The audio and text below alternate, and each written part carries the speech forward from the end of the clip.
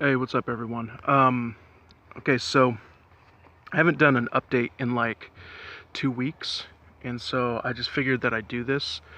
Um, Today is week 8, day 56, without methadone. Um, to be honest, it's just a memory now. Um, I'm not really going through hardly anything. I don't have insomnia. The only thing that I will say is I probably have a little bit less energy than normal. But then again, that could also be because of my PTSD or my back or whatever. But the only thing that I will say is that if you are on methadone, one, um, it will shield you from what your ailments are. So the possibility is that you may make them worse. Like my back, I aggravated it more because I didn't feel the pain. So I probably was just, walking the way that I shouldn't and all that stuff. And because it definitely feels like my back hurts more. And then plus, you may think that you may forget how painful your stuff is if you have other things. Um, But yeah, like I said, I get headaches and I have PTSD and all that stuff. So it's a little bit different for me, a little bit harder. But if I can go through it, anybody can. Now, like I say, the first 2 weeks or even the first month, you can use kratom. It's a wonder for the hardcore, heavy hitting withdrawal symptoms, especially the joint aches. The joint aches are going to hurt really bad. Um, but I would just say just do it if you can, or if you have to. I wouldn't freak out. Now, like I say, providers always say, or doctors, or whatever you want to call them, they'll be like, well, you can withdraw from it. I mean, it may feel like you're hurting or you're dying, but you can do it. And you're thinking, yeah, okay, it's easy to say that, but really, it sucks. I'm not gonna lie. Now that I'm on the other end of it and I'm done, and like I'm just about leaving the tunnel now. Um,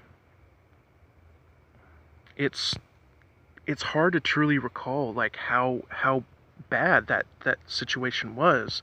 But like I say, don't do it. Um, if you just think, oh, I'm just gonna withdraw and screw this or whatever, because it's not, if you don't have to and you're not in an environment that allows you to do so, it's so easy to say, well, I'm not going to do methadone because it's worse, so I'm going to do pills, or I'm going to do heroin or whatever. And I never did heroin. I was on Percocet for a while because of a hernia operation. That's how my body got addicted to it. But I will say, just just be wary, because, like, for example, like, I am in a place where there was no methadone program. I couldn't do it, and I could have done Suboxone, and I could have, you know, gotten in there and all that, but I said no, I'm not going to do it. And I had access to kratom for a couple weeks, and I did it. Um, but and that really helped for the parts that really, I didn't get insomnia, really. It was the moving around. It was the, it was just the aching in the joints and just not feeling good. And it was the slow burn of it all. That's the worst part, is the slow burn. It's not like a normal injury where it hurts, and you just have to deal with it. It's all the time, and like, you can't get comfortable. You have hot heat sweats and all that stuff. But if anybody is thinking about doing it, I would say try and find out if there are other options, safer options, and like mentally safe options to do so.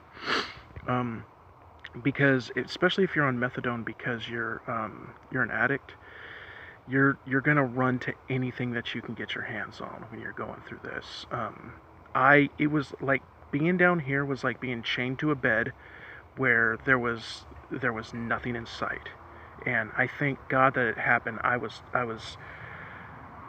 so upset when I was going through it, but I'm happy that I did it, and I will never touch methadone ever again. Never touch Suboxone or anything. I even have a contract with my providers now saying that unless I am in a life and death situation or I've broken a bone, I'm not to get any kind of narcotic, not tramadol, not Tylenol 3, codeine, not Percocet or Vicodin, because I don't want to go down that road. Not even if it's for a day or two. I don't want to do it. But anyway, I want to give you. I just wanted to send this off. I'll try to do another one in a week. But at this point, it's kind of like, I have no symptoms really, except for my back pain, my headaches, and my PTSD. And so, really, it's just reporting on like looking back at it and how I'm doing now, and I'm doing amazing now. And so, just if I can give anything, I just want to give motivation for people who are going through it, who have to, or even if you have decided to do it, push through it. I know it's hard. I know it's hard, me sitting here feeling good and all that stuff, and you're feeling like crap. And you have that storm cloud of like, ugh, everything sucks, and I don't even want to listen to this guy because whatever. But because I've been there too. But just do what you have to do to get off the shit if you can. Because one of the main reasons that I advise getting off of it is because they're opening clinics very fast. A lot of people are getting on this stuff, and what happens when the government wants to declare martial law, or what if something happens and all the clinics have to close? I mean, you're gonna have so many people just going nuts. But anyways, I've got to go. Take care, and I'll talk to you later.